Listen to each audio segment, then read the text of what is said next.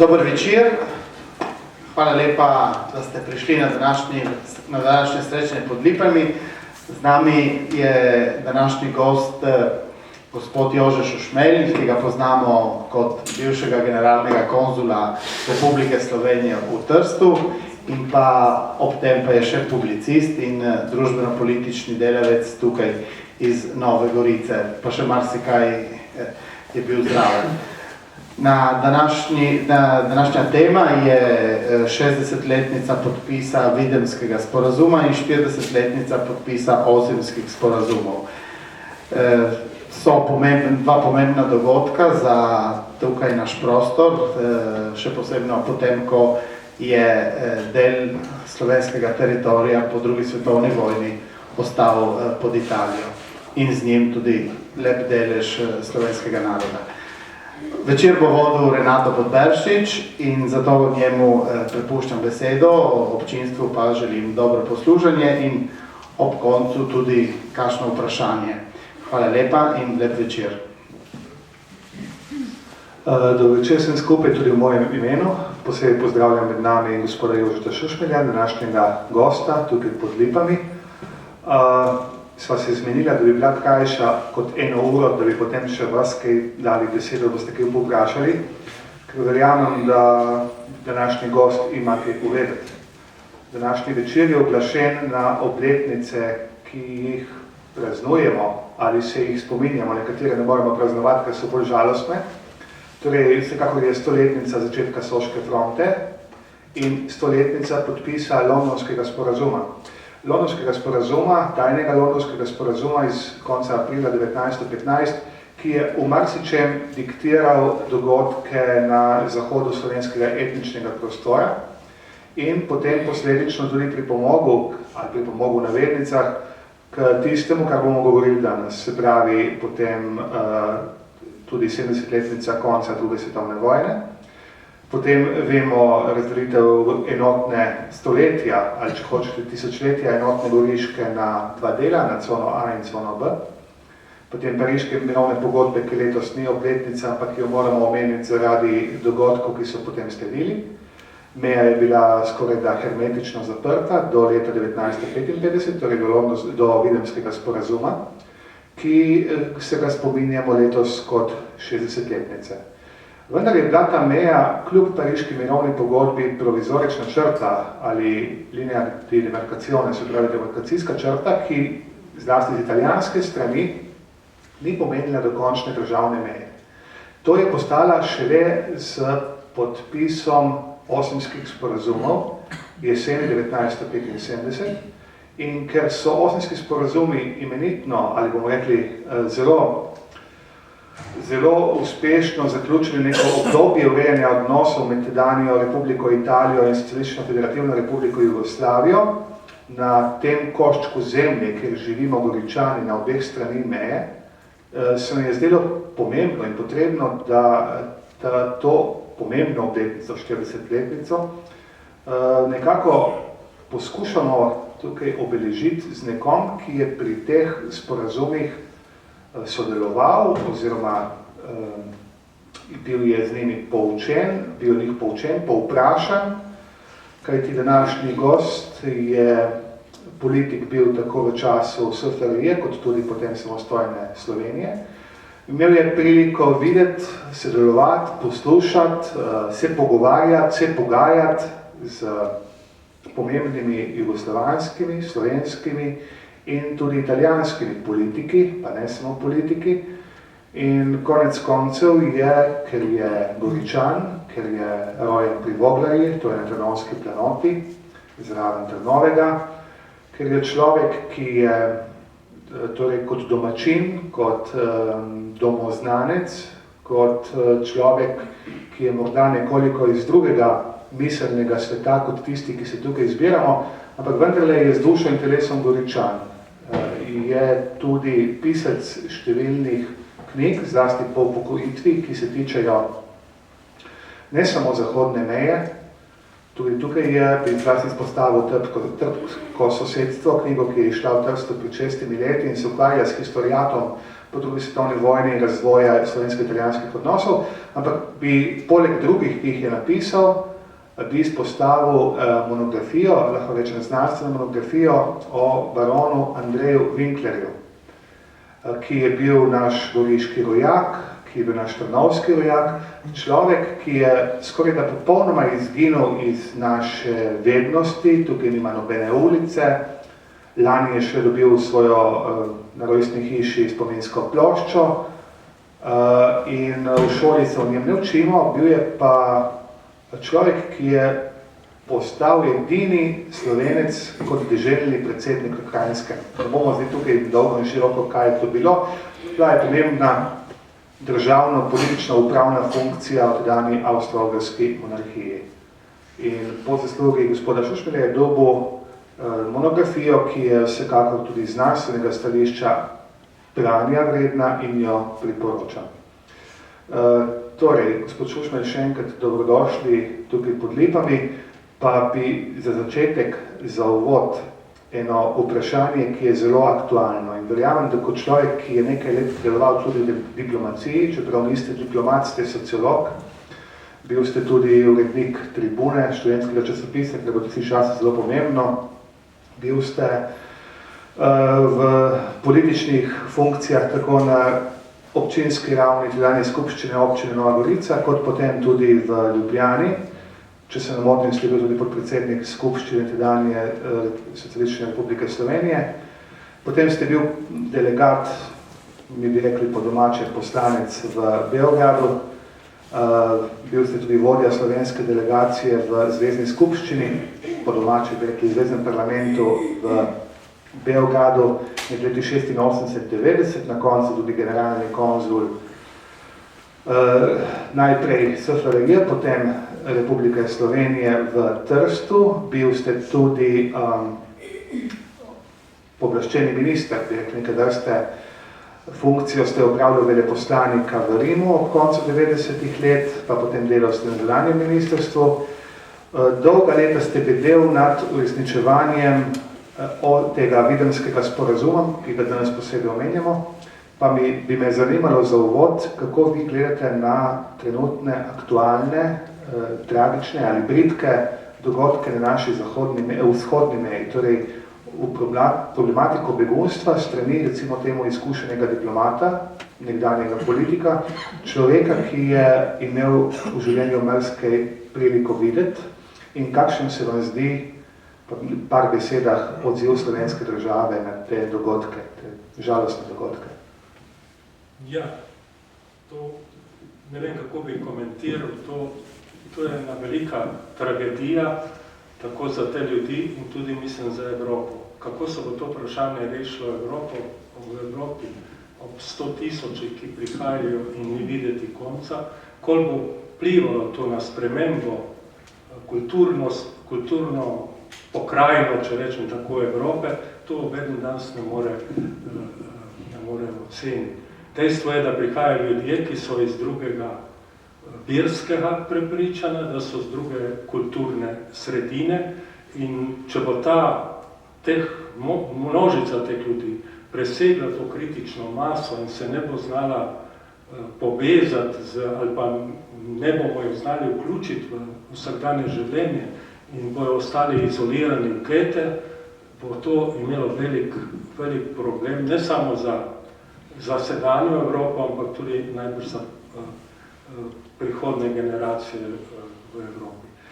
Mislim, da je bila napaka storjena, da od vsega začetka niso najdli te rešitve v okviru Evropske skupnosti, ko so že Italija prosila, opozarjala, rotila Evropsko unijo, naj pomaga rešiti ta problem, ampak Evropska unija v takrat, ko so prihajali čez Južno Italijo, Sicilijo, čez Sredozemlje, gluha. Danes se skuša nekaj organizirati, ampak se mi zdi, da je zelo pozno to in da bo vprašanje, kako bojo lahko to zajezili. Če se ne dogovorijo s Turčijo, kot je bil predlog, Turčija pa zdaj začela izseljevati z vstopom v Evropsko unijo, z povečevanjem cene, ki jo potrebno plačati za namestitev teh beguncev. Skratka, najbrž nobeden v Evropi ne zna točno odgovoriti na to vprašanje, kakšne posledice, ker to so, zgleda do zdaj že več kot milijon ljudi se pretaka v Evropo, in če gledate danes, Slovenija je v težki situaciji, kaj ne napravi, ne postavi živi zid, ograjo, kot so Mačari, in zaprli mejo. Kam bojo šli potem ti ljudje? Mislim, to je veliko vprašanj. Zdaj, vlada, jaz mislim, slovenska, kar se je dalo v tem trenutku, je napravila, mogoče je pa podseljevala to, da je preveč zavlačevala z rešitve in najbrž noben ni pričakoval take množice ljudi, kot se prihaja v Sloveniji. Hvala za ta odgovor. Mislim, da je aktualen. Povemo mi počasi malo nazaj. Pojmo mi v tisto prvo obletnico, ki bi jo poskušali danes ovrednotiti. To je 60-letnica Videnskega sporazuma, ki je v marsičem olajšal življenje vaše generacije, torej generacije mojih prednikov ob zahodni, tedaj jugoslovanski meji, ki je bil produkt nekega časa, ki je prinesel neko olajšanje po skoraj desetletju zaprte meje po pariški mirovni pogodbi. Kakšne so bile tedanje razmere?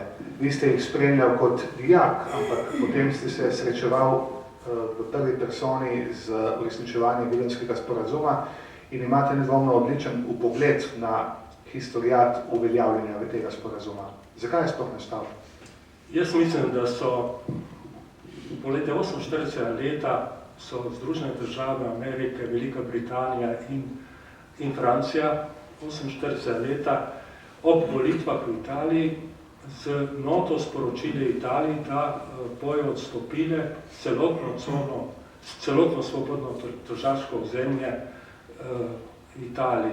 S tem so hoteli tudi podpreti krščansko demokracijo v Italiji, ker je bila takrat nevarnost, komunistična partija Italije na vzponu, in je bila nevarnost, da v Italiji bojo takrat zmagali na volitvah komunisti, in da bi dali to spodbudo krščanske demokraciji, so s to noto to obljubili celotno svobodno tržaško ozemlje, to se pravi tudi našo Izolo, Koper, Piran, Italija. Vendar, pustimo za leta 48 leta je pa še en drug pomemben dogodek. 48 leta je prišlo do razkola med Titom in Stalinom. Jugoslavija se je ločila, se je odlepila od vzhodnega bloka in nastalo je vprašanje, ali bo Stalin izkoriščal in bo zasedel Jugoslavijo. Obrnila so se na Ameriko takrat, na Združene države, in Amerika je takrat, Združene države in Velika Britanija, so priskočili na pomoč Jugoslaviji z finančno pomočjo, z veliko vojaško pomočjo, z sodobnimi reaktivnimi letalami, z drugo vojaško opremo. Poleg tega v 1950 leta je bila v Jugoslaviji zaradi uvajanja zadružnega sistema, pa tudi zaradi suše, nastala velika lakota, oziroma nevarnost velike lakote, in takrat je Amerika intervenirala s 300.000 tonami žita. To je bil en razlog. Poleg tega je bil 53 leta, je bil sklenjen obrambni vojaški pakt med Jugoslavijo, Grčijo in Turčijo, ki je bil nekako podaljšana roka NATO pakta. Takih okoliščinah mednarodnih je seveda se je Jugoslavija približala Zahodu in tudi interes Amerike je bil, da se reši tržaško vprašanje. Svobodno tržaško ozemlje kot nekakva država naj bi je še zmeraj ostajalo, vendar se niso mogli zmeniti na varnostnem svetu, ki naj bi določil guvernerja, za guvernerja. Predlog Jugoslavije je bil eden, je blokirala Zahod, ali pa če je dala Italija ali pa Združene države, je pa sovjetska oziroma Jugoslavija se bi s tem strinjala. Tako je bilo to in treba je bilo to potencialno vojno žarišče ob zelo napeti vojaški situaciji takrat v Evropi odpravi. In zato je prišlo do londonskega memoranduma, v katerega so bili nosilci Angleži, so pripravili memorandum najprej sodelovanje z Jugoslavani, potem so diskutirali z Italijani in prišlo je do tega memoranduma, ki je odpravljal svobodno tržaško ozemlje leta 1954. To se pravi, da je cono B, bivšo cono B, Koper, Izol, Piran, Umag in Novi Grad, ta del, priključil Jugoslaviji, oziroma bolje rečeno administrativno pripojil Jugoslaviji, ne pa dejansko državno pripojil. S cono A, s Trstom in okolico, pa je določile pripadali Italiji praktično na istem menu, na istem stanju, kot je takrat že bilo določeno z demarkacijsko črto med cono A in B. Vendar takrat so ljudje iz cone A in B lahko sprehajali na svobodnem tržaškem ozemlju z posebno izkaznico. Zdaj, kako rešiti, da bojo tudi po sprejetju tega sporazuma, da se ne bo meja zablokirala, demarkacijska črka, tako so rekli, spremenila v državno mejo in onemogočila stik prebivalcev na tem območju, so določili v londonskem memorandum člen, v katerem so določili, da bojo dosegli poseben sporazum o maloobmejnem prometu, da bi olajšali ljudem prehajanje čez državno mejo. Ta sporazum je bil na začetku napisan samo za prehajanje meje med bivšo cono A in B. Vendar nastopile so že težave pri pripravi sporazuma. Italiji niso hoteli priznati, Italija, da je cona B priključena k Jugoslaviji, ampak so jo smatrali kot administrativno, bi rekel, dano uporabo Jugoslaviji. Zato niso pristali v tej sporazumu na noben izraz, ki bi omenil državno mejo. Recimo, niso pristali, da državljan, recimo Jugoslavije, lahko seže, ampak prebivalec sosednjega območja namesto državljan. Niso pristali na izraz mejni prehod, ampak prehod, samo prehod. Niso pristali na izraz še nekatere druge izraze. Skratka, nikjer ni bilo smelo pisati, da je to državna meja. Ta sporazum je v začetku veljal samo za višjo cono A in B za prehajanje meje. Vendar je Jugoslavija takrat, da bi izničila, da bi zmanjšala oziroma odpravila ta poseben status te meje med bivšo cono A in B, zahtevala, da se ta sporazum razširi na celotno mejno območje od Kranjske gore, če rečem, do morja. In tako Italijani so kasneje pristali na to. Še prej moram povedati, pristali so tudi zato, ker leta 1949 je bil podpisan tudi že prvi Videmski sporazum, ki se je nanašal pa na prehajanje kmečkih, tisti, ki so bili dvolastniki. To se pravi, tisti, ki so imeli zemljo 47 državna meja presekala parcele, presekala lastništva, ostali so Solkanci, recimo Solkansko polje, kot tu je ostalo v Italiji ali pa kjerkoli drugje, in je treba bilo omogočiti tem ljudem, da so prihajajo mejo. To je bil Videmski sporazum februarja 1949, ki je tem kmetom omogočil, določil je kmečke prihode, ki lahko grejo živino in zvozovi čez te meje prihode, in obsegel je 10-kilometrski pas. Nov Videmski sporazum, ki je bil podpisan leta 1955, je pa ta stari Videmski sporazum vključil tega, je bil določen za med cono A in B, v ta sporazum ohranil je 10-kilometrski pas, ohranil je kmečke prehode, ki so bliže postavljeni, ki so se spremenili malo mejne prehode in določajo še nove mejne prehode. Tako je bilo na tej meji takrat odprtih 54 mejnih prehodov, praktično vsaka večja vas ali bližina je imela, ki je bila od mejnih prehodov. Ne, ste lepo pojasnil, ampak mi smo za leto 55. Dali ste nastavke tudi za potem poznejši Osimski sporazum, bo potem malo manj za pojasnjevati.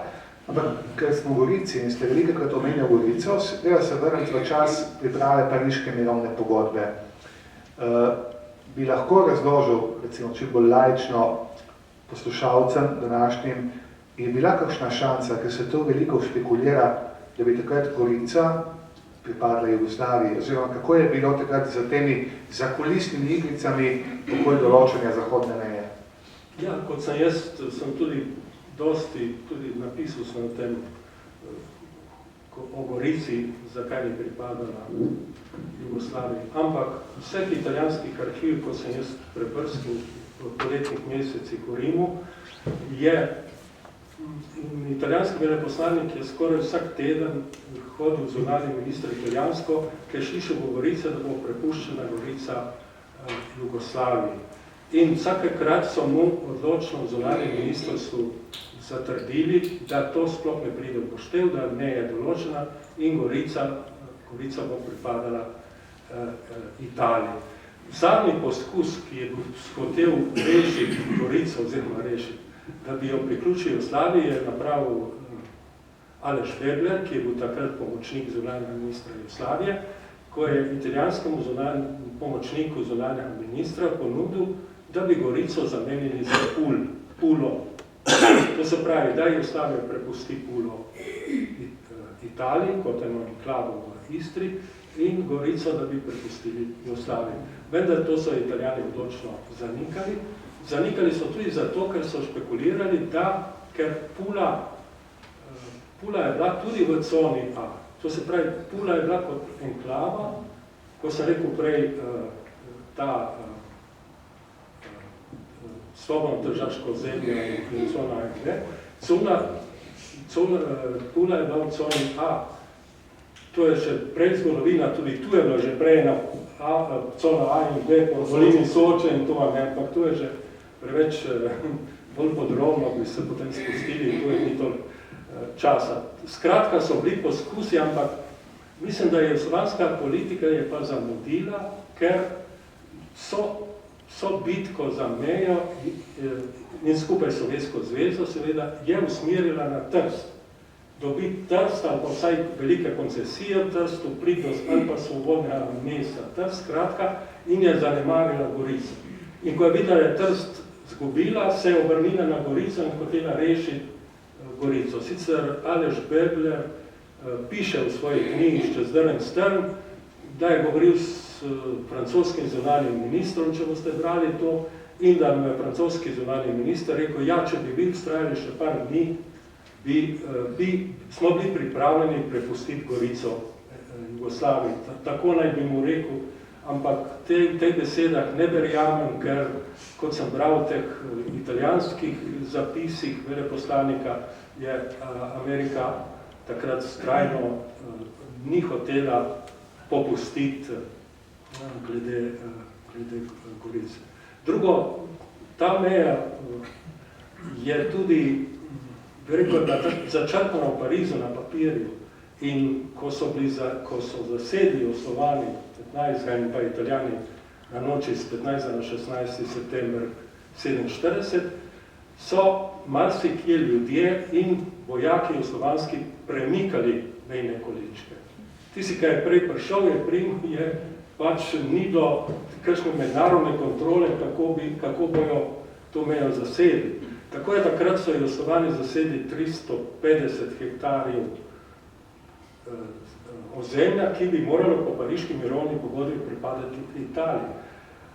In 25-30 hektarjev je zasedla Italija, to je predvsem na Vrtojbenskem polju in še nekje drugje.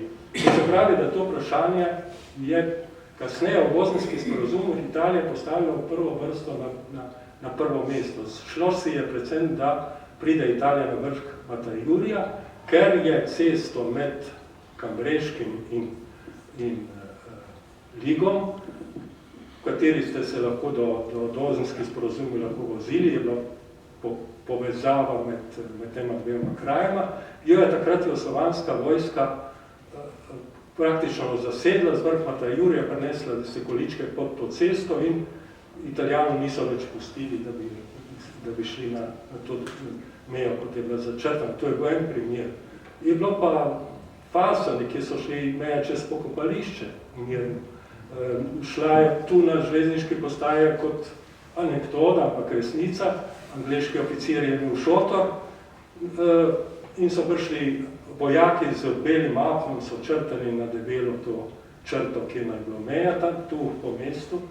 Je rekel, ne, jaz šotora ne bom podjetil, zdaj ta mejo kar okrog napraviti. Tako imamo na železniški postaji smo imeli en jezik noter, nelogičen, nerazumljiv, ki se je vsaj deloma uničil ali pa izravnal z ozinskim sporazumom. Morda bi bilo fajn povedati ali dodati, da Trst nikakor ni bil, čeprav morda smo drugače se učili v šoli, ali poslušali tudi iz medijev, iz zgodovinskih knjig, da so bile realne šanse, da bi Jugoslavija dobila Trst. Jaz mislim, da najkasneje po leti 1944 je bilo dokončno jasno, da Jugoslavija Trsta ne bo dobila. To mu je tudi jasno. Churchill povedal Titu na srečanju v Južni Italiji. V Kazerti. 44 let, ampak zaradi razmer, zaradi te euforije, ki je bila takrat, in to niso se upali povedati ljudstvu in so rekli še zmeraj dajali upanje. In bilo bolj notranje politično vprašanje. Ja, to je bilo zelo, ker Trst je naš in te gesla so bile praktično v špici takrat te jugoslovanske zunanje politike. Zdaj smo obdelali obdobje po vojni, se pravi Pariška mirovna pogodba, prišli smo na Videmski sporazum, ki je ljudem olajšal življenje ob meji, to smo tudi že dvakrat povedali. Nismo še pa povedali tega, zakaj je bila potem potrebna ali bolj rečeno mogoča nadgradnja tega. Zakaj je sredi 70-ih let, leta 75, prišlo do osemskih sporazumov, torej do končne postavitve državne meje med tedanjo Jugoslavijo in tedanjo Italijo, oziroma kakšni so bili tisti notranje politični in zunanje politični razlogi, ki so to omogočili? Ja, mislim, da je več razlogov. Prvo je, da je bila nestabilna situacija v Jugoslaviji. 72 leta, se spomnite, je bila ta odstranitev teh liberalnih vodij, če bi rekel tako, vodstev Kavčiča v Sloveniji, Čapčević na Hrvatskem, srpskega vodstva. Skratka, vse te republike, s tem mlajša generacija, ki je prihajala, je zahtevala reforme, posodobitev sistema, ki je bil večkrat rigiden, nedemokratičen in zaprt. In bojazen je bila, kaj se bo zgodilo po Titovi smrti. S tem so vsi špekulirali. Tako zahod kot shod. Bojazen je bila, da bo je prišla v Jugoslaviji do notranjih trenj in da bo Sovjetska zveza, kot je na Češkem in Madžarskem še prej, pa tudi na vzhodni Nemčiji intervenirala. To ni bila tako iz trte zvita bojazen, ker jugoslovanski sistem, tak kot je bil samopravljen in z ločitvijo od komunističnega tega vzhodnega bloka, je bil trn peti in je moteč faktor bil v tem mednarodnem komunističnem gibanju. To je bil en razlog. Drugi razlog je bil, da ta meja, kot smo rekli prej, je bila začasna. Svobodno tržaško ozemlje je bilo še zmeraj na dnevnem redu varnostnega sveta, določitev guvernerja in je še zmeraj formalno, pravno, mednarodno obstajalo. Italijanski parlament tega memoranduma ni ratificiral. To se pravi, da ga ni sprejel uradno. Poleg tega je bila tudi Helsinška mirovna konferenca takrat o sodelovanju, ki je sprejela med drugimi zaključek, tudi zaključek, da so meje v Evropi take, kot so stalne in nedotakljive, nepremakljive. Vendar, to so bili zunanji. Mislim pa, da je bil bistven razlog, kot smo zadnjič tudi z Jožetom Pirjevcem diskutirali, da je bila ta meja tudi meja NATO pakta. in primeru, da je prišlo do trenja ali pa vdora zavzetja Sovjetske zveze Jugoslavije, bi ponovno postavilo vprašanje Trsta, ali bi se Rusija ustavljena priznala to mejo, ali pa bi zahtevala ponovno razpravo o svobodnem tržaškem ozemlju, s tem, da bi se prikupila Jugoslovanom, kako lahko tudi zahtevajo drugačno rešitev tega vprašanja. Zato je bil interes Amerike in jaz mislim, da glavni razlog, da je prišlo, je bil pritisk Združenih držav, da mora rešiti mejo z Jugoslavijo, da se odpravi ta morebitni sporni člen na tej meji, to se pravi tržaško vprašanje. In pod tem pritiskom je tudi najbrž italijanska vlada pristala na ta pogajanja, ki niso tekla po diplomatski poti, ker zunanje ministrstvo Italije pa je bilo proti skleniti sporazuma, brez da bi dobili kakšne koncesije v bivši coni B, ampak so določili dva pogajalca iz gospodarskega področja. To je bil, z naše strani je bil Šnuder, ki je bil podpredsednik Jugoslovanske zbornice gospodarske, na italijanski strani je bil Carbone, ki je bil pa v službi ali pa delal je ministru za gospodarstvo in trgovino, mislim nekaj tako sedma. To se pravi, so dali dva človeka izmed diplomacije in to so rekli drugi kanal sporazumevanja. Dali so pa dva človeka za to, da če bi prišlo kaj v javno, so rekli, ja, se tudi dva sta se gospodarstvenika, se pogajata in govorita o gospodarskem sodelovanju med Jugoslavijo in Italijo, ne pa o kakšni meji ali pa kakšni drugi večer. In tako je ta pogajanja so potekala v strogi tajnosti, zelo zaprtem krogu. Jaz se spomnim, v Nove Gorici so prišli iskati dokumente, kaj predlagamo, katero so odprta vprašanja z Italijo. Smo takrat že imeli pred 70 letom za obisk Tita, ki je bil predviden 71 v Rimu, smo napravili tako platformo, to je cesta v Brda, avtocesta Palmonova Ljubljana, preko Vrtojbe, mednarodni mejni prehod v Vrtojbi, elektrarna na Soči z namakanjem, možnostjo namakanja tu v Furlanski nižini in še par drugih manjših zadev, tri so bile glavne. In to je kasneje tudi prišlo v ozenske sporazume. Tudi na naš predlog je prišel predstavnik iz Ljubljane in je hotel na strogo zaupnem, kot je rekel, sestanku, da mu te dokumente izročim. Vedeli so za nje, ampak jih niso imeli. Skratka, to sporazumevanje niso verjeli niti na jugoslovanski strani, niti na italijanski, da bo rodilo uspeh. Začelo se je 73-74 in končalo 75. leta. In vprašanje, katero pa to spravi, dogovorili so se za potek državne meje, Jugoslavija je odstopila vrh Sabotina, Italija je v bistvu interes, da prije na vrh Sabotina in vrh Matajurja. To je bilo od vsega začetka strateški interes. Jugoslavija pa je postavila zaščito slovenske manjšine v Italiji in dokončno priznanje meje, tako kot je na terenu. No in potem so prišli do pogajanj.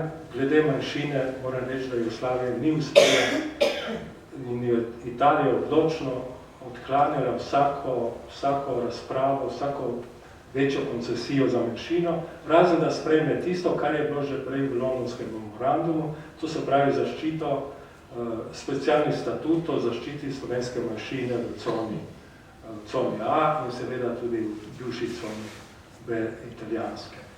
Ostalo ni hotela slišati in prav, ko nas je predsednik takrat slovenske skupščine, 14 dni pred podpisom, so nas poklicali v republiško skupščino in so nam ti pogajalci Šnuder razložili, kaj je vsebina teh sporazumov in takrat se je Joža Vilfan, tak primorski rojak in zelo, bi rekel, nacionalno zaveden Slovenc in je šel gor in je rekel, poslušajte, jaz sem se poslušal to, ampak glede manjšine, vi ste izdali slovensko manjšino v Italiji. V sporazumih ni zaščitena slovenska manjšina in je prepuščena dobri volji italijanske oblasti ali italijanske vlade. In takrat je nastala smrtna tišina in ni noben na to, kaj posebno komentiral. Ampak to mi je stalo prav ta dramatičen nastop še danes v ušesih. Ker pa si imamo tukaj, bomo kar skoristili, omenjate manjšino, smo tudi konec koncev v Gorici, ki je tudi tradicionalno prisotna. Šele 2001 je bil tudi ob vaši asistenci sprejet zakon, asistenci seveda kot opazovalca, takrat ste bil v Rimu na slovenskem veleposlaništvu. Opazoval ste iz prve roke, tudi ste pogovarjali z italijanskimi parlamentarci, senatorji, bil ste v italijanskem parlamentu, pogovarjal se o odnosih med državama in tudi o manjšini. Torej, zakaj je Italija toliko let blokirala, in tako bolj retorično vprašanje, pa bolj kratek odgovor, prosim, zakaj je toliko let blokirala in ni pristajala na sistemsko ureditev zaščite slovenske manjšine v Italiji, kot je recimo storila že prej s francosko ali pa še bolj pa z južno-tirolsko oziroma nemško na južno-tirolske. Če bi rekel na kratko, je bila slovenska manjšina talec italijanske zunanje politike. Italija je stalno pogojevala vrnitev nepremičnin Ezolu v Risi, v Istri, s tem, da se potem bomo šele govorili ali pa sprejeli zakon o zaščiti slovenske manjšine. Drugo pa je bilo tudi v Italiji, zlasti v Trstu, tako proti manjšinsko, proti slovansko razpoloženje, da ni bilo in Rim se zelo ravna po vetru, ki piha iz Trsta, če rečem tako, in Trst je stalno odklanil, da bi sprejeli kaj več, kot je londonskim memorandum dosegel ali pa v obliki zakona dosegel za manjšino. Zelo težko vprašanje je bilo pa položaj beneških Slovencev. Prvi zakon, če se spomnite, ki ga je Makaniko, ki je bil minister v Andreotjevi vladi, če se ne motim, je prišel tudi edini zakon, ki je prišel v razpravo parlament pred poslance. Prej so bili samo vloženi, ampak niso prišli na seje. Je bil naslov zakon o zaščiti slovenske manjšine v Trstu, Gorici in slovanske manjšine v Videmski pokrajini. To se pravi, da je distanciral to in dan sem slišal, ne vem, ali te nisem slišal, da spet tisti medobčinski statuti, ki se sprejemajo zdaj, na tem območju spet niso napisali slovenska, ampak slovanska manjšina. To se pravi, da še zmeraj obstaja ta nasprotovanje. Slovenska manjšina pa je zahtevala, da se celovito zaščiti manjšina, da se ne loči na slovansko in slovensko manjšino. Žal smo obljubila, da bova poskušala biti čim bolj kratka in pustili tudi poslušalcem, ki vprašajo, tako da ne bova šla na posledice Osemskega sporazuma, nastanek liste za Trst in tako naprej, da zelo preveč časa, ampak dovoljte še en kratek ekskurs na to vprašanje manjšin in po Osemskega obdobja. Zakaj je pa 2001 kulminiralo vse skupaj v možnosti in tudi potem sprejetju zaščitne zakonodaje? Je to treba pripisati okoliščinam, notranje političnim, ali je bilo še kaj drugega? Glede to ste opazovali iz prve roke, me zanima vaš kratek odgovor. Jaz mislim, da je bilo zelo na nitki, ali bo zakon sprejet ali v parlamentu. Mandat parlamenta je šel v koncu, mislim, da je bilo še 2-3 meseca do konca in imeli so demokratska stranka oziroma ta koalicija vladna je imela še nekaj zakonov važnih, ki bi jih morali v parlamentu sprejeti. In postali so v parlamentu nervozni, ker se je ta zakon, jaz sem bil na vseh sejah, razen se mi zdi na eni v senatu, opazoval, se je vlekel, to je bila blokada, neverjetna blokada. To je 1500 amandmajev bilo vloženih na zakon o zaščiti slovenske manjšine. In potem so te amandmaje združili. Potem je prišlo do obstrukcije, ko je bilo za glasovanje, kar naenkrat ni bilo Pinjevih poslancev v parlamentu. Parlament je bil sklečen, odmor za 20 minut, delegati poslanci so izgubljali živce. A je res, da so jih lovili pohodniki? Tudi pohodniki so jih lovili. Bila je zelo mučna situacija. Potem je tam rekel, ma kaj imamo ta zakon, koliko hoče ta manjšina, dajmo jim par milijard lir, sprejmemo zakon, da dobijo milijarde, toliko in toliko milijard lir in gremo naprej in rešimo to zadevo. Skratka, šlo je tudi v to smer.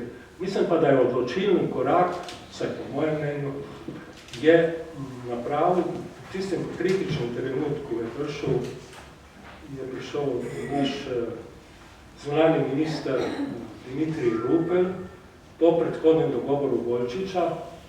Volčič je bil poslan v senatu in je pod pinto, bi rekel, telefoniral predsedniku senata, je rekel, poslušajte, tu pri meni je zunanji minister Slovenije, prijatelj, je rekel, klepetamo, bi lahko prišli tebi na kavo.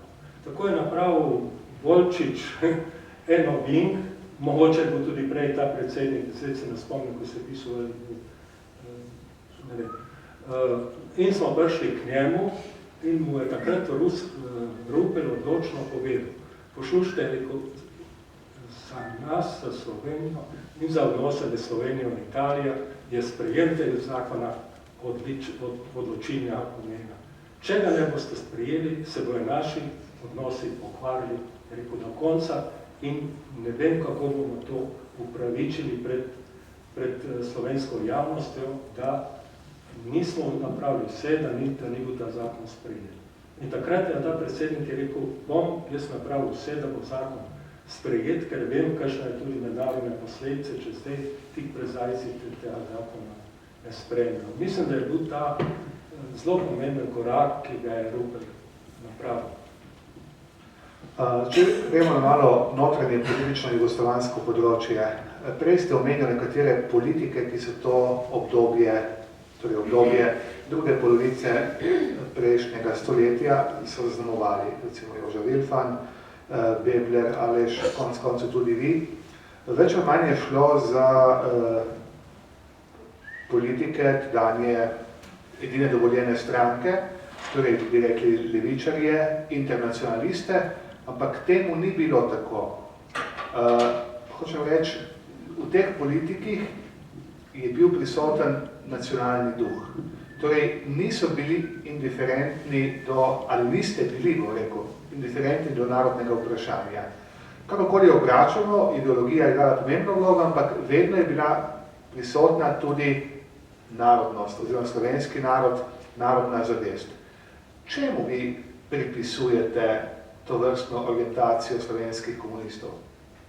Ja, mislim, da že na ustanovljenem kongresu komunistične partije na Čebinah se je ustanovila komunistična partija Slovenije in so s tem dali poudarek nacionalnemu interesu in borbu za osamosvojitev, osvoboditev slovenskega naroda. Potem tudi Osvobodilna fronta je imela programno osvoboditev in samostojnost, ne toliko samostojnost, takrat niso še govorili, ampak je bila poudarek na nacionalnem interesu. Jaz mislim, da vsej tej zgodovini komunistične partije Slovenije, tu smo Jugoslavije, je bil prevladoval nacionalni interes pred internacionalnim. Ker partije vse so imeli v začetku internacionalni, ampak če gledamo od Kardeljeva razvoja slovenskega narodnega vprašanja, pa naprej po drugem, je bil nacionalni interes v spredju, ali ga lahko še bolj poudarjali, ali manj, tu se ne bom spuščal. Drugo, tudi pri Videnskem sporazumu je bil velik odpor v Beogradu, ker praktično se je z Videnskem sporazumu lomil tudi v Jugoslaviji ta stalinistični sovjetski koncept zaščite meje, varovanja državne meje in nezaupanje do sosedov, špionaže. In je bilo takrat dosti govoriti, da bi bilo prav na nitki ali bojo sprejeli tudi jugoslovanska politika ta sporazum, ali pa bojo odklonili, ker tako je bilo možno, pač, da bojo rekli, da je velja samo dol za cono A in B, še tisto bolj okrnjeno, dol pa kar popustimo mejo tako, kot je bilo. In so vseeno, ampak mislim, tu je pa odločilno vlogo na eni strani odigral Koča Popovič, ki je bil zunanji minister Jugoslavije v tistih letih, ki je bil tudi prozahodno usmerjen, on je doktoriral na Sorboni v Parizu. Drugi je bil zelo nacionalno usmerjen Kardel in Krajger. In ti trije so takrat odločilno nastopili ob tej tehnici, da se sprejme Videnski sporazum. Imeli smo pa tudi v Italiji prav tako nasprotovanje. Trst z županom za krščansko demokracijo, Tržaško, je bil absolutno proti podpisu kakršnega skoli sporazuma z Jugoslavijo, to pa pod pritiskom 50-60 tisoč Ezolov, ki so živeli v Trstu, da se z Jugoslovanjem se ne dovolijo nobenih sporazum sklepati. Medtem ko je bil v Gorici župan Goriški in krščanska demokracija v Gorici zelo naklonjena sporazumu, ki jim je že takrat odpira, da se trgovsko in gospodarsko razvije in odpira zaledje in odpira vrata na vzhod. No, zato je dobil pa tudi na Evropski konferenci 65-66 takratni župan Martina Gorici, ki je bil pobudnik in sodelavec čezmejnega sodelovanja, tudi evropsko priznanje za odpiranje meje. Takrat sta Štruklem veliko napravila, Štruklem je predsednik občine v Novi Gorici, da se to napetost, ker dan si ne moramo predstavljati, kako je bilo takrat po vojni napetost. Na naši strani so vsi govorili, da so to fašisti Italijani, so vse metali en koš, da ni z njimi za sodelovati, da so bili preblizu spominu fašizma, vojne in tako. Skratka je bilo ogromno sovraštva in nezaupanje. Meja je bila zaprta. Se spomnim, kot otrok smo šli enkrat, ker je bila teta tu blizu na železniški postaji, da smo čez njejo tam govorili in si mahali. Se govoriti se ni dalo, ker prišla množica, vojaki so nas sili nazaj. Prišlo je z avgusta 1951 ali 51, je 5000 ljudi vdrlo v Gorico. So se zbrali v Rožni dolini. Ja, zbrali so se v Rožni dolini, ker so hoteli priti do sorodnikov, v Gorici znancev, prijateljev in policija, milica, kaj je bila vojska, jih ni mogla zadržati in so vse skupaj 5-6 tisoč ljudi vdrlo v Gorici in zanimivo po policijskih podatkih so se vsi ti vrnili zvečer domov in sicer pohod metel, se rekli temu, zadnji smo bili na predstavitvi v kulturnem domu tam pri Komelu te knjige. En Italijan je napisal knjigo Pohod metel v italijanščini, spominu na tiste čase. Skratka, ljudje so zahtevali, da pride v Gorico in to je bil pritisk tudi iz terena. Jaz vem, kakšno veselje je bilo takrat, ko so začeli ljudje pri nas govoriti, poslušajte, bomo šli lahko v Gorico. Ljudje niso mogli verjeti, da bo to res. Ob tih zaprti, praktično 47-54. Ker so to zaledje Gorice je bilo neverjetno navezano do Gorice. Je gospodarski, kulturni, politični, šolski, ne vem kakšen vse center in kar naenkrat smo ostali tam brez tega. Zgradila se je počasi Nova Gorica, ampak to ni bilo še 47 leta, to je še dolgo kasneje je dobivala počasi. Jaz en ekskurs, pa mislim, da ne bojo poslušalci zamerili. Jaz sem živel v Vrtojbi in jaz Nove Gorice kot otrok nisem poznal. Mi smo hodili še moja generacija, vse v Gorico, od Žlahte do trgovine, vse. Nove Gorice fizično nisem poznal, čeprav tam živim danes. Ampak upam, da tudi s takimi večeri, kot je danes, poskušamo spet vzpostavljati tisti prostor, ki je bil dolga stoletja, kot ste rekel, upravni, politični, kulturni, socialni in še kakšen enoten prostor. Zdaj smo to obdelali. Dajmo mi še malo na področje vašega tržaškega delovanja oziroma diplomatskega delovanja. Vi ste postavili leta 1990 jeseni, ta podatek ni nepomemben, kajti spomladi 1990 so bile v Sloveniji prve povojne bolj ali manj demokratične volitve in vi ste postavili jeseni istega leta jugoslovanski konzul v Trstu. Če se ne motim, ste bil zadnji jugoslovanski konzul, generalni konzul v Trstu. Koliko vem, bilo takrat ne napisano pravilo, da v povojnem obdobju so bili konzuli, generalni konzuli v Trstu vedno Slovenci v okviru jugoslovanske diplomacije. Zdaj me zanima, kako ste vi lahko postal konzul po zmagi Demosa, oziroma kakšna je bila ta kohabitacija z novimi slovenskimi oblastmi, če upoštevamo, da ste bil vi prej predtem vodja delegatov v Zvezni skupščini v Beogradu. So bile tudi kakšne iskrice, kakšen je bil odnos z vodjem, poznejšim dolgoletnim vodjem slovenske diplomacije Dimitrijem Ruplom in kakšne razmere so vas pričakali v Trstu? Ja, če grem nazaj. Jaz sem bil že na pripravah v zunanjem ministrstvu Jugoslavije v Beogradu. Priprave so trajale približno 2 meseca, ampak so bile res temeljite priprave, z razliko, ko gledam na zunanjem ministrstvu, niti desetino ni teh priprav, ko so Beograd je imel, Jugoslavija je imela zelo dobro razvito diplomacijo, to moramo priznati, tudi stare, tudi z tradicije stare, z Srbije naprej. Jaz sem bil na pripravah in berem en dan v delu časopisov ali me eno, pa se vi pošušli, saj ti ne bo šel v Trst, saj delo dan spiše, da bo Rupel, tebe in Beltrama od poklicov in da bojo druge navarili. Dobro, sem rekel, saj službo imam, sem v Zvezni skupščini in pokličem tajnico od Rupla, sem rekel, bi rad prišel na pogovor z ministrom Ruplu. In ona me že, ne vem, za en dan, pa zelo hitro me je določila pogovor in pridem v Ljubljano in grem najprej k Bavčarju, ker sem, prostite, ko je umrl včeraj, Bučarju, ja, Bučarju sem šel, ker je bil odličen človek, ker sem imel tudi druge za razvezne skupščine, nekatera vprašanja in sem se z njim pogovarjal in sem mu rekel, on je bil odličen, res človek,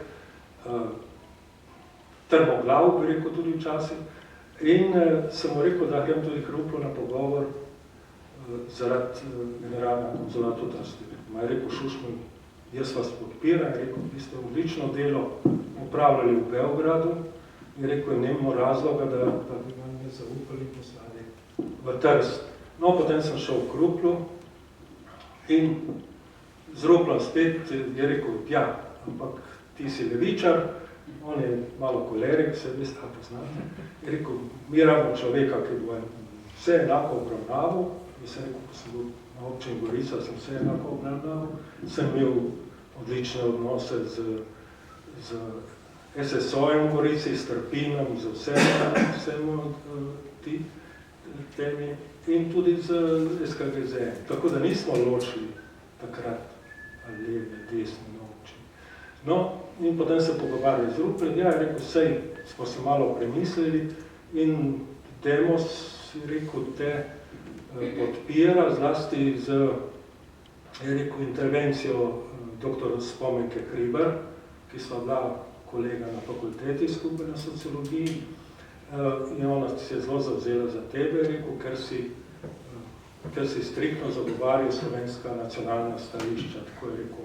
In res v teh bitkah v Beogradu, mi smo prva generacija teh povstancov, ki smo striktno na sejah Zvezne skupščine govorili slovensko, so, mislim, je bilo avtomatično bilo prevajanje vseh jugoslovanskih jezikov na slušalkah. Prejšnji niso se tega posluževali zaradi komotnosti in so govorili eno tako jugoslovanščino, bi rekel, kot mešanco, ker čisto jezik srpski. No in če si govoril srbo-hrvaško, so ti Hrvati očitali, zakaj govoriš srpsko, zakaj ne govoriš hrvaško, mi pa nismo ločili med. Takrat so se že zelo začela ta nacionalna trenja med hrvaščino in srpčino. No in potem Rupel je rekel, v redu, je rekel, imaš podporo, je rekel, Demosa in lahko greš v Trst. Pač smo se premislili in jaz sem tudi malo prehitro dal to izjavo. Tako. Sem prišel v Trst potem in začelo se je, bi rekel, zelo hudo obdobje na konzulatu, ko je del konzulata, ta srpski del povlekel z Miloševićem, z politiko. Zoldo smo stanovala na konzulatu na vrhu na Stropju gor. Opazila sva večkrat, če sva šla ven, da so bile premetane stvari, da so bili papirje premaknjeni, tudi pisarni sem opazil. Skratka, je ta, že najbrž ta srpska obveščevalna služba takrat delovala tudi na konzulatu. Ste spremljal iz prve roke kot vodja slovenske delegacije vzpon Slobodana Miloševića v Srbiji na oblast po letu 87. Kako je bilo to obdobje za vas, slovenske delegate, in za vas osebno? Ja, to je bilo hudo obdobje. Praktično, to je bila taka euforija. Človek se ne more, jaz potem razumem, zakaj je prišel fašizem, nacizem, ne vem kaj na oblast, kdorkoli. Taka euforija in podpora Miloševiću, da človek, če ne doživi tega, ne more verjeti. Avtobusi beograjski so nosili na steklu spred sliko Miloševiću. Vse trgovina je bil Milošević v okviru, z zastavami, z rožami. Prišel je govoriti pred zvezno skupščino, tako da noter delegati, ki smo bili, nismo mogli od zjutraj do večera ven, ker so ljudje, par 100.000 ljudi je blokiralo to skupščino in so čakali do 5. 6. cel dan na zunaj, da je prišel Milošević in da jih je milostno pozdravil in zbudil euforijo. Ob drugi taki priliki so ti demonstrati vdrli v skupščino in iskali srpske delegate, da jih ne vem kam vržijo. Nekateri so najbolj odsnažili k halje in se oblekli v halje kot pometači tam, da so skrili. Vika Potočnik tam je v menzi, so jo hoteli tudi nositi, so imeli tudi proti ne, tako da je skočila na mizo, da se je hotela rešiti in potem nekdo je tam zaščitil. Skratka, vzdušje je bilo euforija, kot da bi v tistih težavah, ki so bili ljudje, da je prišel zdaj odrešenik in nas bo rešil. Pa ste verjel takrat v razpad Jugoslavije in tudi razpad komunizma v Jugoslaviji? Jaz sem na seji, ko je bil srbski predsednik Jović izvoljen, kot predstavnik Slovenije v posvetovanju z Bučarjem, Kučanom in Tonetom Jeroškem, smo sestavili program, da je treba, da se v bistvu, če povem na kratko, da se Jugoslavija razdeli na republike, da se republike postanejo države in da te države sklenijo novo povezavo, novo konfederacijo in da prinesejo na to konfederacijo pristojnosti, ki se skupno dogovorilo. Takrat so me skoraj bil je prisoten na tej seji tudi Milošević in se nekam pomenljivo tako posmihal temu. Ampak to ni rodilo benga sadova, ker je bil razpad že, ni bilo rešitve. To je začelo že najbrž z ustavo 74. leta, ko Srbska zahteva, da se avtonomne pokrajine nimajo predstavnikov v zvezni skupščini, delegatov, ki so bili kosovarski in vojvodinski predstavniki, so imeli 2 ali 3 delegate manj kot ostale republike in so imeli skoraj enakovredno vlogo. To v Srbiji ni šlo račun, da je Srbija razbita in to je začelo iz tega izhajati ta spor. Še zadnje vprašanje, če vas ne morim preveč, ampak bom izkoristil. Vi ste bil slabo leto dni oziroma dobrega pol leta na generalnem konzulatu v Trstu, od jeseni 90, potem do osamosvojitvene vojne. Potem so vas Srbi kratko malo skoraj da vrgli ven, potem ste postali kmalu tudi, oziroma čez pol leta, v začetku 92, slovenski generalni konzul v Trstu. Ampak tudi tisti, ki niso vaši politični zavezniki, vam priznavajo, da ste bil korekten v odnosih do obeh komponent slovenske manjšine v Italiji. Vemo, da je jugoslovanska tajna policija, politična policija UDBA ali služba državne varnosti pozneje leta 1973 izvedla akcijo ali začela izvajati akcijo Memorandum, s katero je izvedla diferenciacijo znotraj manjšine v Italiji in izrazito podpirala tako imenovano levičarsko komponento in zopostavljala, recimo temu, drugo stran, slovensko skupnost oziroma svet slovenskih organizacij, katoliško-liberalno komponento, da je tukaj šlo za infiltracije in tako naprej.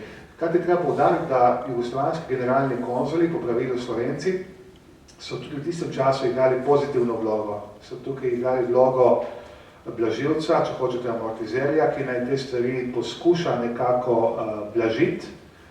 Kako je bilo s temi stvarmi v vaših časih, torej jeseni 90, ko ste vi postal generalni konzul, in kako je bilo s pritiski ene ali druge strani, morebitni pritiski ene ali druge strani slovenske manjšine v Italiji na vas kot generalnega konzula?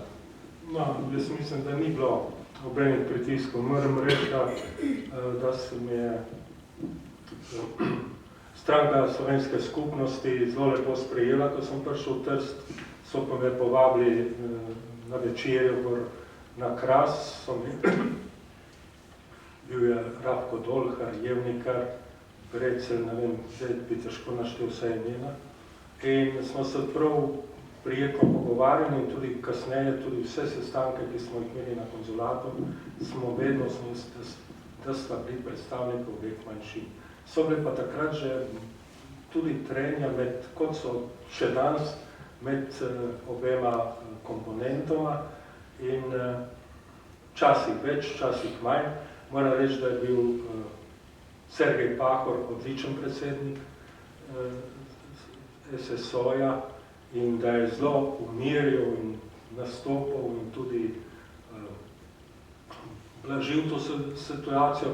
Prav tako na drugi strani Palčič, ko je bil, mislim, da je bil tudi bolj umiren človek, tako da ni prišlo več do takih konfliktov. Moram reči pa o osamosvojitvi, sta pa obe komponenti zelo podprli osamosvojitev Slovenije. Tudi z zbiranjem denarnih sredstev, z nastopi in tako naprej. Jaz vam zahvaljujem. Samo zadnje od vaše besede, če smem korigirati, iz dokumentov izhaja, da nista prav njih obe enako vredno podprli osamosvojitve. Vsaj en del neke druge, dela pola manjšine, je malo skeptično gledal. Ni enovito gledal na osamosvajanje Slovenije. Ne, ni enovito, zlasti gospodarski del. Gospodarski del je bil zelo zainteresiran, da se ohrani Jugoslavija, so imeli ogromno poslov z Jugoslavijo, tudi trgovskih, komercialnih poslov. Drugo pa ta komponenta borčevska, ki je zelo močna v zamejstvu, člani Zveze borcev, partizani bivši, in ni šlo v račun, da bi ta Jugoslavija, za katero so oni se borili tako ali drugače, da bi razpadli. Te dve komponenti, ki sta predvsem prisotni v SKGZ-ju, ampak SKGZ je kljub temu skušala, mislim, tudi načelno podpreti, tudi drugače zbiranje sredstv in tudi z manifestacijami podpreti. Jaz se nocojšnjemu gostitelju oziroma gostu, današnjemu sogovorniku iskreno zahvaljujem za ta večer.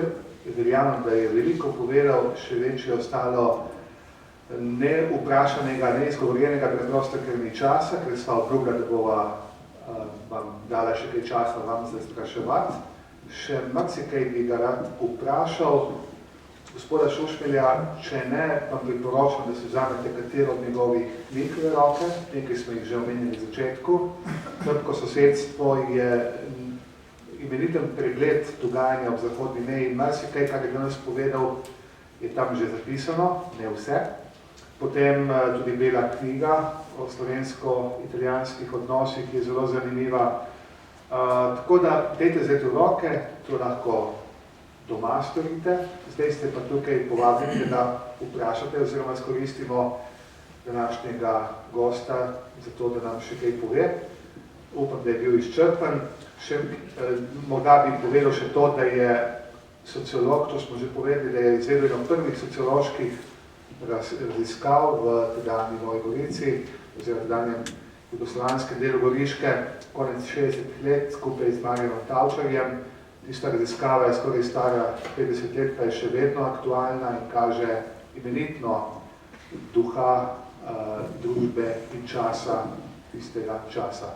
Tako da dajte kaj vprašati, če imate. Samo zelo površno smo šli skozi teh 40-60 let, ker vsako leto v tem obdobju je bilo tako dinamično, da bi zahtevalo posebno pogled. Ampak začeli ste z Antonom Baronom Winklerjem. Jaz vidim tu prvi vrsti Maro Černic, podpredsednico pokrajine Goriške, in bi se jaz tudi še enkrat zahvalil, ker predvsem tudi z njihovim doprinosom za postavitev plošče Winklerja na rojstni hiši pri Nemcih smo postavili to ploščo in tudi znak povezovanja Goriške, bi rekel, tudi napisali gor, da je postavila tudi pokrajina, Goriška pokrajina. Ja, tudi s tem se ustvarja enotna kulturni prostor.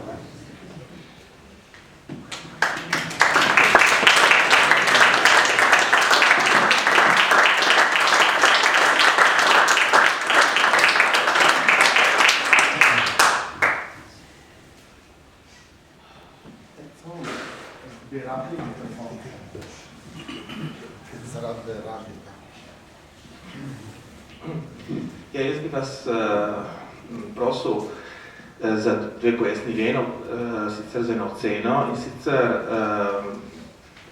glede na dogajanje v Ozenskem sporazumu in tako dalje, po vaše, katero vlogo so odigrale vojaške logike v italijanski diplomaciji, ker to iskanje vrhov, zasedati vrhov in tako dalje, želja, da se Gorica nekje priključi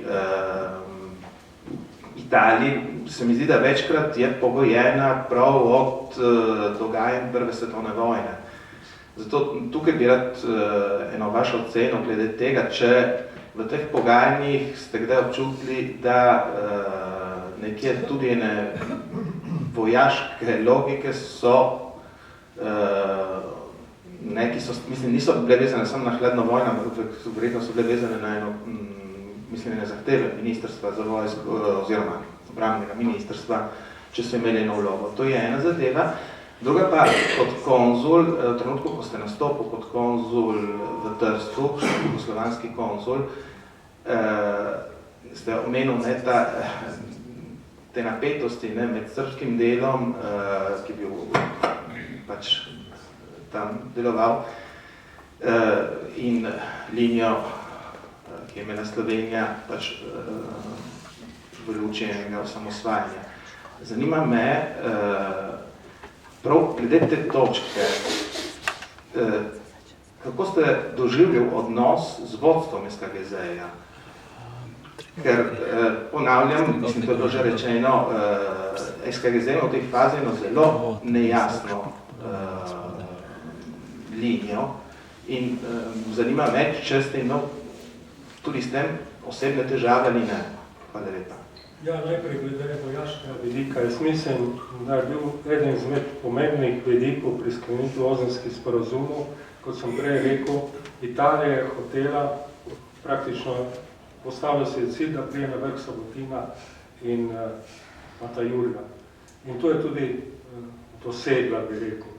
S tem, da ker ozemlje po pariški mirovni, to moram povedati, da izhodišče je bilo na pogajanjih,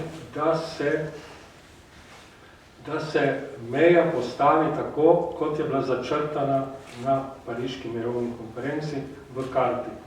In da le manjša odstopanja se potem dogovorijo na komisiji. To je predvsem Mirensko pokopališče, razširitev ceste pri železniški postaji, premik meje dol na Vrtojbelskem bloku. In takratna meja po Pariški je šla pod Sabotino. Mislim, 20-30 hektarjev je Jugoslavija prepustila Italiji in tudi tisti naš Tito napis je bil na tej strani, južni strani, in so ga vojaki po noči podrli in ga podrli so ga. Potem so napravili novo. Za to zameno Jugoslavija je rekla, da ta del odstopa v znak prijateljstva v Italiji.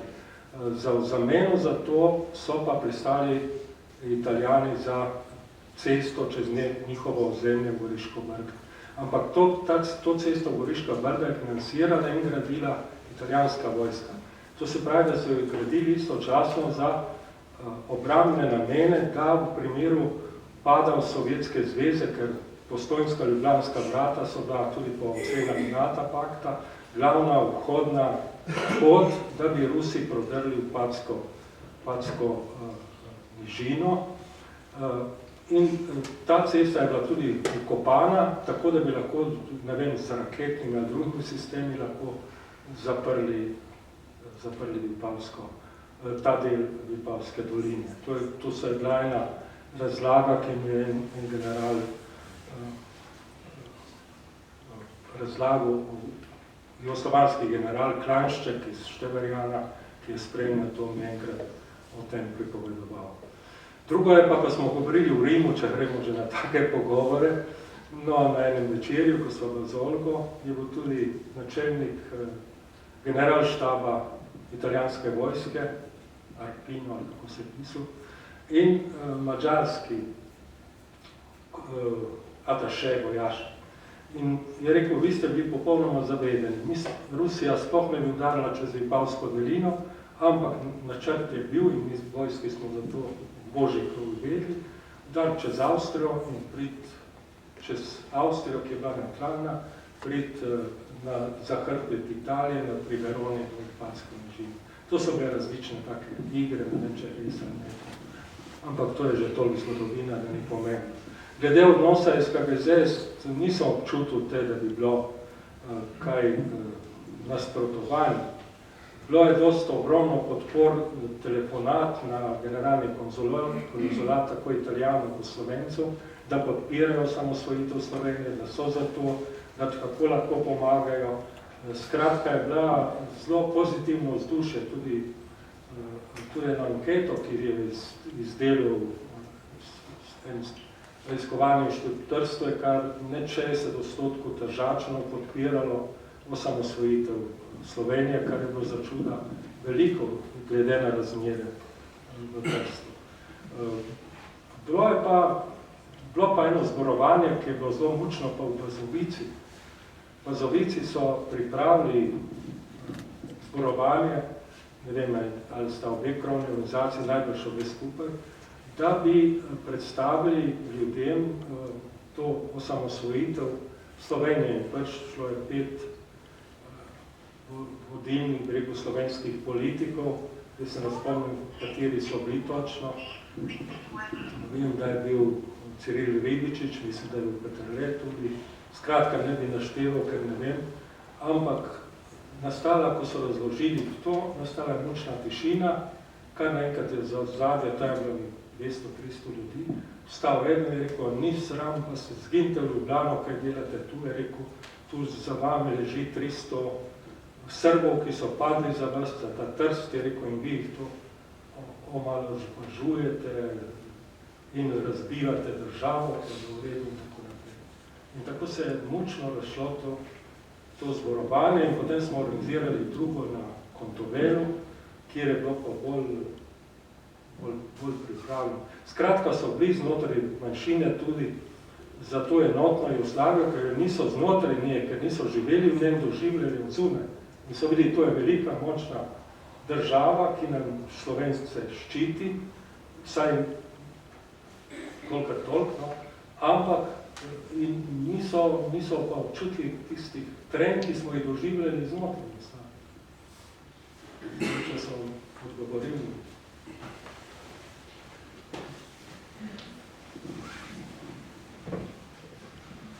Jaz bi se najprej zahvalil Jožetu Šušmelju za to razlago, za to odkritost tudi v tem zakulisju, tako da marsikaj podoživljamo tudi drugače. Jaz bi pa rad obrnil pozornost recimo v današnje dni. Kako bi v tej situaciji, kot smo danes, lahko pariramo napram Italijanom to, kar se stalno govori, Goricija italianissima. Mi vemo, da v kratkem so odprli v Gorici tako zvano Casa Pound. Naš župan je v zvezi v povezavi z drugimi občinami, kar se tiče statuta, ni sprejel, da bi se tam omenjalo, da bi se tam v slovenščini omenjalo slovensko prisotnost tako, kot je treba. Če se jaz ozrem na naše kraje, na primer na Samotin, mi vemo, da so tukaj od Soče, od mostu gor, kar so Brda, to so slovenski kraji. Stalno vidimo, da je italijanska pozornost samo pri tem, da ohrani to italijansko zastavo na Samotinu. In seveda jim prirejajo tudi nekatere manifestacije za to, da poudarjajo tako zvano Goricija italianissima. Tukaj smo včasih tudi sami krivi. Jaz bi rad tudi apeliral, kadar govorimo o manjšini, da bi ne uporabljali izraz manjšina, ampak slovenska narodna skupnost, ker Italijani, če gledate tisti, ki so v Istri, v Kopru, kadar govorijo tudi o majhni prisotnosti Italijanov, ker se mi zdi, da v Kopru je 3000 Italijanov, če jih je, uporabljajo vedno grupo nacionale Italijanov. Ne govorijo nikoli o minoranci. In tukaj poudarjam in zahtevam predvsem, da mi spremenimo to izrazoslovje in da s tem tudi pritegnemo pozornost Ljubljane, da mi smo del slovenskega naroda. Hvala. Ja, kaj bi lahko dodal k temu, da se strinjam pred ste. Ampak mislim, da osnova, tako Gorica kot Nova Gorica, je v širšem smislu majhna. In rešitev, mislim, je sodelovanje, čim večje sodelovanje in skupni projekti med Novo Gorico in Goricom. Če vsi skupaj še, nas ni, je še zelo majhno mesto v Italiji ali pa v Evropi, ne vem, 60 000 ljudi recimo. In to sodelovanje mislim, da ni več, da ni tako, kot bi moralo biti. Jaz mislim, da je bilo včasih, ko smo govorili, da je pa druga sistema, da je bilo veliko več, da smo imeli več skupnih komisij za kulturo, za gospodarski razvoj, za vprašanje mejnih prehodov. Ne vem, je bilo večja dinamika v tem sodelovanju. Zdaj pa razen na protokolarnih srečanjih ne čutim, ne vidim. Ustanovili smo EZTZ, Evropsko združenje za teritorialno sodelovanje, vendar tudi tam kot eno skupščino, ki naj bi iskala skupne projekte, ampak tudi kaj veliko ni slišati, lahko se motim, ni slišati, da bi ta skušala čim bolj povezati Gorici. Samo v tej smeri je v uveljavitvi, izgovorili smo o skupni univerzi, ne vem, kaj še vse projekti so bili, ampak se pa strinjam, da je boljši izraz slovenska nacionalna narodna skupnost kot manjšina, ker manjšina je zmeraj ima negativen, če rečem tako, proizvok, da si majhen, da si manjšina. Jaz bi vas vprašal glede odnosa, ki ga je imela Jugoslavija in Slovenija do slovenskega naroda za mejo.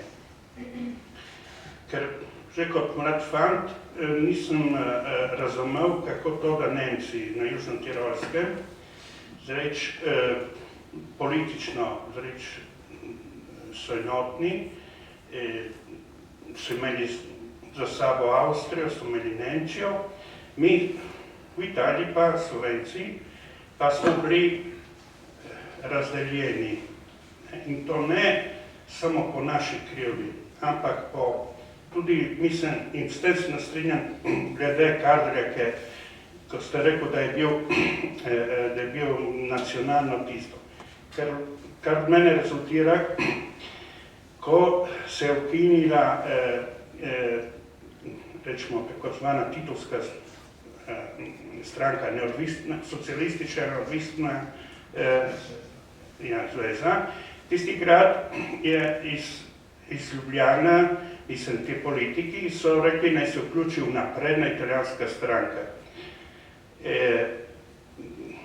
In tudi, mislim, govorim, da ne bo samo za Jugoslavijo, tudi Slovenija, sprašujem, kaj bi lahko napravili, kaj več? Ja, sigurno bi lahko več, če sem že večkrat rekel. Recimo vzemite dan vse naše časopise ljubljanske, kot tu, če začnem pri informiranju. Ne vem, če v enem mesecu dobiste en članek, ki bo pisal o dogajanju v slovenski skupnosti v Italiji, pa Trstu, Krni. Radio, Ljubljana, razen, televizija še nekaj ima, kaj ima dopisnika v Trstu. Ampak vsi ostali časopisi in so Slovenci tako malo informirani o dogajanju v zamejstvu, da skoraj ne moreš verjeti. Recimo, pustimo Jugoslavijo vsemi slabosti, ampak je imela dopisnika dela v Trstu, je imela dopisnika televizije, je imela dopisnika radija, ki so zelo pogosto poročali. Prvič, to smo te reči, informiranje, skoraj ga ni o dogajanju. Zato ni čudno, da se pritožujejo tudi Slovenci, da ko pridejo iz Slovenije, čeprav pridejo v slovenske vasi, hočejo govoriti italijansko, ker ne ločijo, da živijo tam Slovenci.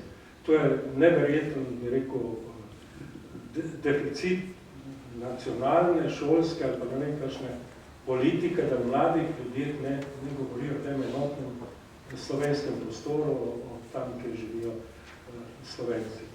Drugo, sedanji sistem gospodarski, tako drugače, je praktično tudi gospodarska velika mašina prepuščena samo sebi. Z razliko od Nemcev, recimo vse glavne predstavništva v Italiji držijo, ali pa avstrijska, držijo, pravijo tirolski Nemci, preko predstavništva avtomobilske in drugih avtomobil, to se pravi, da načrtno podpirajo manjšino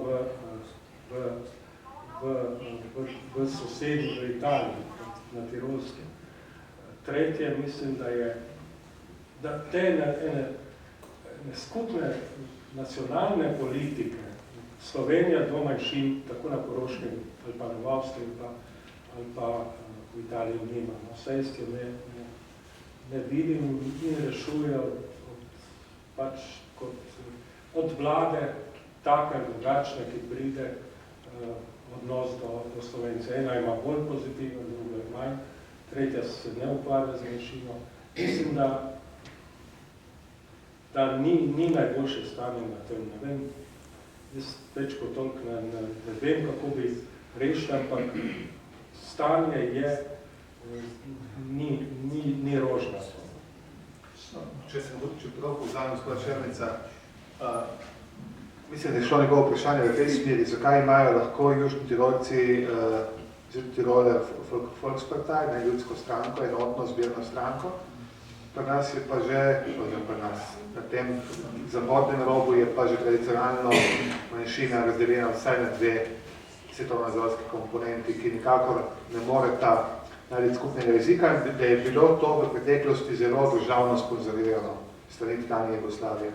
Ja, Jugoslavija je predvsem sponzorirala SKGZ in zagovarjala, da naj se vključijo Slovenci v napredne politične stranke Italije. To je bilo nekako izhodišče in s tem je stranka slovenske skupnosti bila ostala ob strani.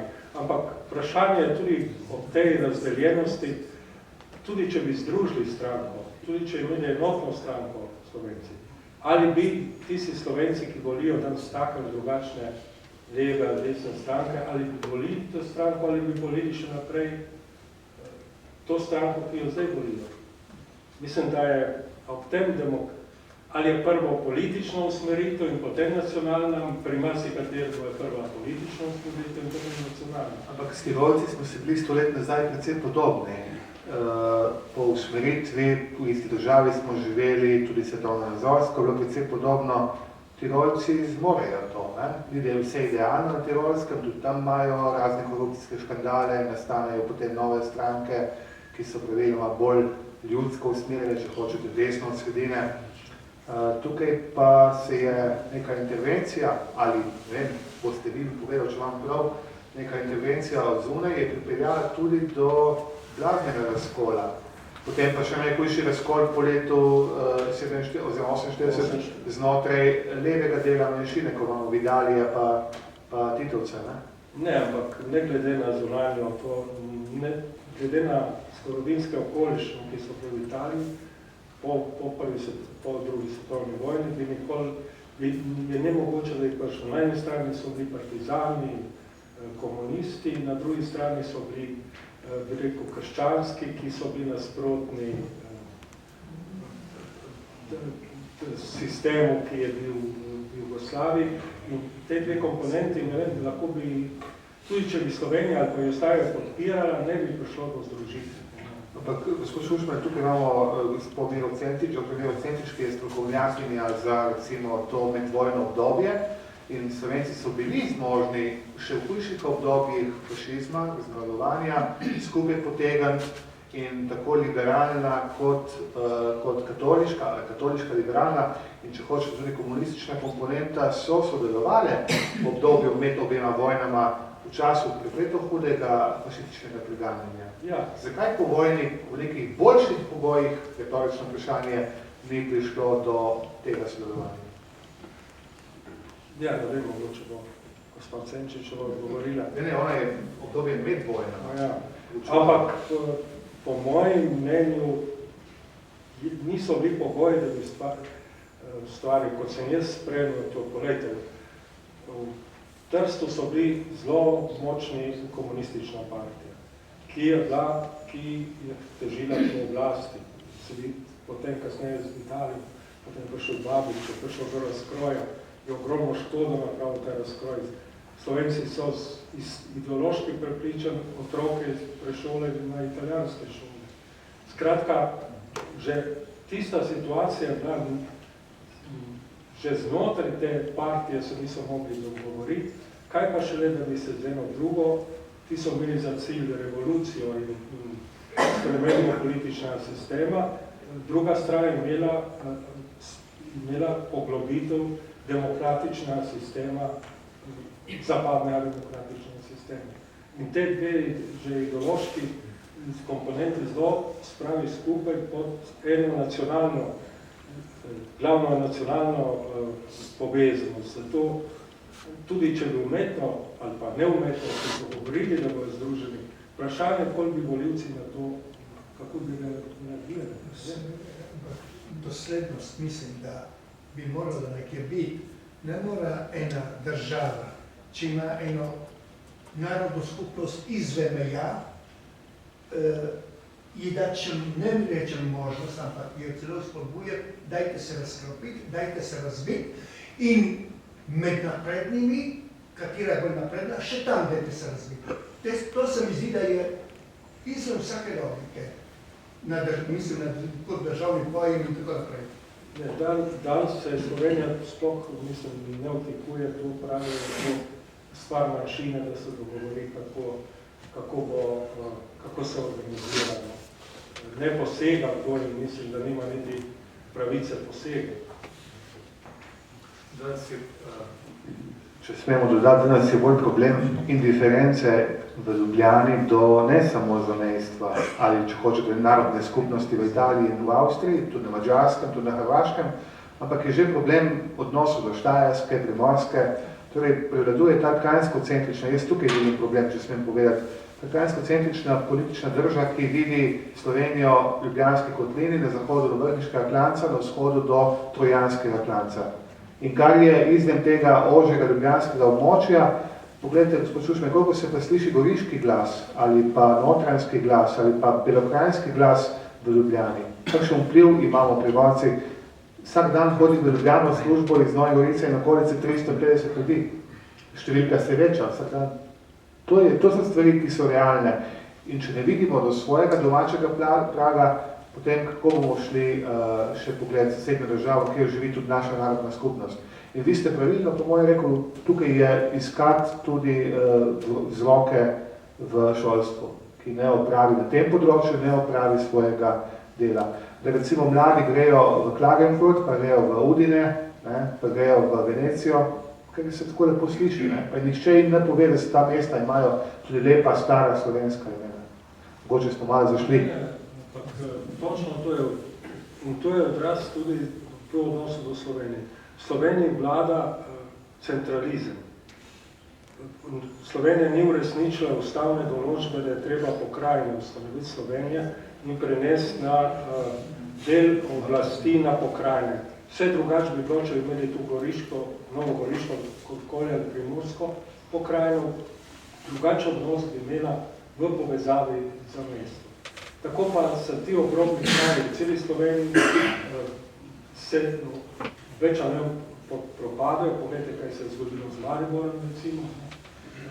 In ker je vse se vleče v Ljubljano kot eno centralistično središče in zanemarja okolico. V Sloveniji smo imeli v bivšem sistemu osnovno načelo je bil policentrični razvoj Slovenije. Danes obedno več ne govorijo o policentrizmu, da se morajo razvijati tudi regionalni centri ob Ljubljani. A boste dovolili še eno vprašanje? Potem bo počasi za konc, zaključimo. Ampak še eno bi... Doktor Zoltan.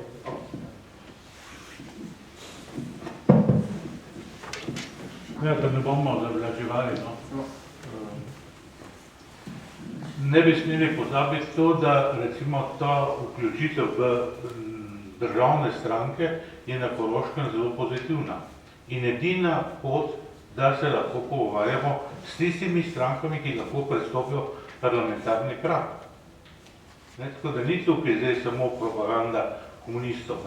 O neenotnosti goriškega prostora pa se moramo spomniti tudi na Antona Gregorčiča in na šolstvo in razprtije takrat in razprtije okrog gradnje trgovskega doma in o Tumi in teh nasprotih, tako da to ni zdaj plod komunizmov.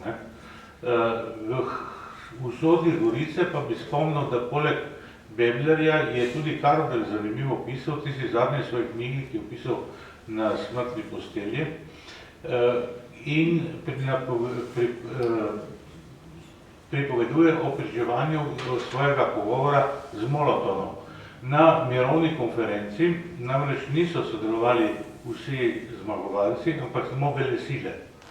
Vsi ostali, tudi slovenska delegacija z Wilsonom in Karveljem, je hodila na zajtrk Rusom in ti so potem pripovedovali na zasedanju. No in po tistih usodnih dnevih, ko je vprašal, kaj je z Gorico, rekel, se je Gorica, torej pozabil. In takrat so menda tudi Francozi, potem Karvel tudi tam pripoveduje, so pričakovali zahtevo strani Rusije, da bi Gorica prišla kot protivtež Trsta pod Jugoslavijo. Tako da to so take. Ampak Karvel takrat na smrtni postelji zelo prizanesljivo pripoveduje te anekdote, tako en tak zarobec. Razen besed, gospod Zoltan, razen besed samega Kardelja, njegovih zapiskov, nihče noben dokument ne potrjuje teh njegovih besed. To je bolj ali manj anekdota, ki morda ima kakšno seme. Ja, ampak iz kabineta so vse preverili, veste sam. On je narekoval, da je svoje spomin. Ki še živ, pa nikoli ne tega, kaj naš omenil. Ja, zato ker ni dokazov. Se pravi, se to hoče povedati. Dokazov ni, so samo besede. Ja. Še drugi služno.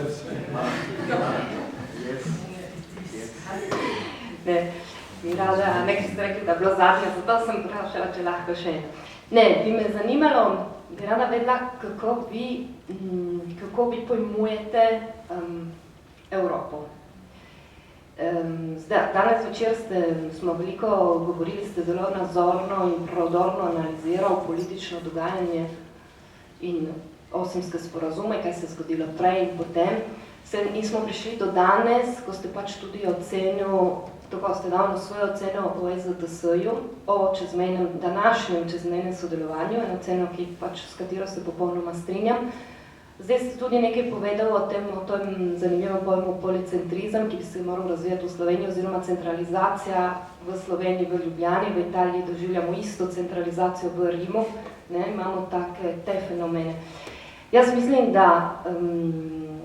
da je ta EZTS, oziroma ne samo EZTS, tudi kar se danes dogaja, to splahnelo sodelovanje je, ker politika, ki ste jo vi opisali, je ni več take politike. Danes se dosti bolj koncentrira vse v dobro upravljanje enega mesta, ene države, enega katerega koli, recimo, organa. Dobro upravljanje med navednicami, s tem, da se dobro izenačuje samo z gospodarskim upravljanjem in se pozablja na politično vizijo v najbolj žlahtnem smislu. To so ideali in take zadeve tako. Jaz osebno sem tudi verjela, še vedno zelo verjamem v Evropo, ki pač naj bi združevala narode. Vendar Evropa dela iste napake, po mojem mnenju, ker vidimo, da v svojih pravilih, v tej zelo veliki birokratizaciji in tudi ravnanju po teh načelih uspešnosti javne uprave, vseeno omejuje države v svoje nacionalne administrativne meje. Ne razume še narodnostih mej. Zdaj, da poenostavim ali pa da naredim en primer, samo zdaj tako aktualna zadeva o Teranu na Krasu, kar se dogaja v Brdih. V obeh primerih govorimo vedno o nacionalni meji, ki ne upošteva narodne meje, in mislim, da nismo edini v Evropi, ki se to dogaja. In tako da potem zdaj se sprašujem, kaj naj bi bila ta Evropa, v katero naj vsi mi verjamemo. Ker danes je res ločitev in čezmejno sodelovanje ne more iti naprej, zato ker imamo dve administrativni državi, ki se skregata na meji samo zaradi birokratskih problemov, ker je treba varčevati, ker je treba uspešno poslovati, ker ne znamo jezika. Tukaj se strinjam popolnoma s tem, kar je bilo rečeno o šolstvu. Največja napaka bi bila napravljena po mojem v zadnjem političnem obdobju, je, da v Gorici se v goriških italijanskih šolah se ne učimo slovenščine, se ne učijo slovenščine, to je gotovo en velikanski minus za to mejni, obmejni, čezmejni prostor. Zato bi rada vedela, potem, ko ste vi toliko doživel in tako tudi kot protagonist igral to politično vlogo, kaj je za vas Evropa, kako bi morala, na čem bi morala sloneti ali kako bi se morala razviti in kakšna je politična vizija tudi tega prostora danes jo uresničiti, ne? Mara, to je tako težko vprašanje, da to je bolj retorično, če rečem. Če tako laično, ne spremem to. Laično, Evropa postala v svetu zmeraj manj pomembna. Prehitevajo Azija, prehitevajo Kitajska, bo vsak čas Kitajska prehitela Združene države Amerike. Skratka, se v globalnem smislu globalizacija praktično potisnila Evropo na stran. Zdaj, kako se organizirati, jaz mislim, da bi Evropa morala napraviti en korak naprej in ker ni tudi, ne moramo ostati pri zaprtosti v nacionalne države, ampak bi morali napraviti en korak naprej za Združene države Evrope z eno večjo vlogo pravim parlamentom evropskim, ker zdaj ni, zdaj samo potrjuje neke razprave, daje mnenje, ne sprejema zakonov. Skratka, če hoče Evropa napredovati, mislim, da mora iti v smeri večje povezanosti znotraj in večje demokratizacije, da tudi Evropski parlament, da ga ljudje čutijo kot nadgradnjo nacionalnih parlamentov, ne pa kot, bi rekel, danes, ko sploh nima vloge, ki bi jo moral kot parlament imeti. Praktično sprejema brez vednosti svet teh, ko se imenuje, ko prije predsednik vlad skupaj sprejme odločitve sklepe za celo 400 milijonov ljudi v Evropi, brez parlamenta, recimo. Ne vem, jaz vidim večje integracije in večjem tudi kulturnem povezovanju, ne samo ekonomsko, ker premalo je tudi kulturnih izmenjav. Poglejte, po televiziji recimo, po radiju, a slišite kdaj kakšno češko, polsko pesem, popevko? Slišimo samo angleške, ameriške. In tudi to bi povezal s to kulturno izmenjavo. Ali pa še do Nemčije, nemške popevke ne slišimo. Ne to, da je to malenkost, ampak to tudi ljudje dajo vtis, da živimo v enem skupnosti. Vprašanj, tematik in razprav bi bilo še kar nekaj za ta večer. Obema se lepo zahvalim, tudi občinstvu, za sodelovanje. Kot je običaj, vas vabimo, da se še ustavite z nami ob kozarcu dobrega vina in da si še kaj tako med nami povemo. Vas pa vabim, da se nam pridružite naslednji teden. V četrtek bo z nami ljubljanski nadškof, monsignor Stanislav Zore. V pogovoru z njim se bomo dotaknili predvsem, ne samo, ampak predvsem sinode o družini, na kateri on sodeluje sedaj v tem času. In skupaj z njim se bosta pogovarjala zakonca Ivo Cotič in Katja Tomšič. Tako da mislim, tudi glede tega je zanimiv večer o eni tematiki, ki je precej živahna, aktualna in tudi obravnava zelo kočljiva vprašanja in mislim, da nam bo gospod nadškof znal marsikaj povedati. Hvala lepa še enkrat in lep večer in še lepšo noč.